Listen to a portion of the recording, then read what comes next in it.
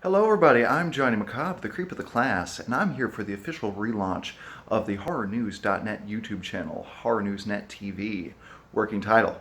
For this first video, I wanted to take the time and talk about a new fan film that just hit the scene, the Blair Witch Legacy. Now, I'm sure most people are aware of the 90s film, The Blair Witch Project, and you're probably also aware of the sequel we got just last year, simply titled The Blair Witch. Now, The Blair Witch Project is one of the most important films in the horror genre. It changed the entire landscape. It brought the found footage subgenre, made it more prevalent, really brought it into the spotlight. It basically invented the concept of viral marketing, where they really marketed the film as actually having happened. They had missing posters for the actors. They had all sorts of, they had a website. You can actually still go to the website where they had all this news footage, all this type of stuff to really make you think that the movie actually happened. I mean, now we see this type of thing and we know, this is just marketing. But back then, people really believed because they'd never seen anything like this before. The film actually set a world record at the time. I'm not sure if it still stands, but at the time it was the largest budget to sales ratio with a $60,000 budget and making almost $150 million. It was an amazingly successful film. One of the high points of the genre, definitely one of the most important indie horror films of all time. Now, the sequel we got, The Blair Witch, I personally loved it. But it was definitely a different style. Now, the original Blair Witch Project, it was more of a slow burn. There wasn't, a ton of special effects. There wasn't, a ton of action. There wasn't all this CGI and stuff. I mean, it was made for $60,000. I've produced movies with a higher budget than that. The sequel, on the other hand, multi-million-dollar production, tons of CGI. The second half of the movie is just pure insanity. Completely different style. I liked it. I still think it worked. Not everyone enjoyed it as much as I did, though. Now, The Blair Witch Legacy, definitely a passion project. You can tell that this is a real passion project made by real fans of the original film.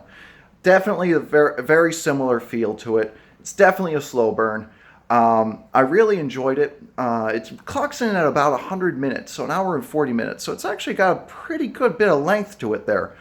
In addition to that, it changed the pacing a little bit, which I really liked. Actually, about half of the movie it actually takes place in the town itself, with the other half being in the woods. Now, with the original film, the characters did do some interviews in the town, but I think they ended up in the woods probably within the first 15 to 20 minutes.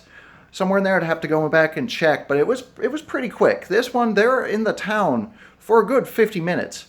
And there's actually this whole plot that they discover while they're still in the town, not even having made it into the woods yet, where they discover that there's missing kids. They discover the reality of the movie.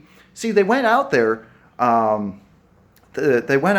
three people. They go out there trying to do a documentary on the Blair Witch Project film. The camera guy and sound guy both, thinking that the movie is, just a movie. However, it seems like the director, Sam, she seems to know a little bit more than she's letting on. And it's really interesting, the pacing of it. So they go throughout the town. It had actually a feel to it. It reminded me a little bit of what you see in Springwood and some of the later Elm Street films, where the townspeople know that they have this problem going on, and they really try to keep it hush and try to, keep it to themselves, not let it spread, not give it any attention. Because you see that these townsfolk, they're not as willing to talk as they were in the original Blair Witch Project film. So then they get into the woods, and that's where things get, interesting. As you saw in the first film, time starts messing up. They get lost. They're not able to leave the woods. They hear weird noises, see weird things. And it's very well made. You can definitely tell that they took a lot of pride in emulating the original feel of the original film. Now, once again, the name of the film is The Blair Witch Legacy. I believe it's going to be in a couple of film festivals. Right now, there's no way to pick up a copy of it. Fan films, it's kind of hard to actually get a copy. because it's not like they can actually sell DVDs of it because they don't own the rights. It is a fan film. But overall, it's very well made, and I'm sure at some point it'll be available to stream, probably free online, would be my guess. Don't quote me on that part, but that's usually what happens with fan films. So I mean, definitely, if you love the first film and you do get the chance to check this thing out, definitely give it a look. You won't be disappointed at all. If you like the first one, you're gonna love this one. A lot of people also don't like the Blair Witch Project.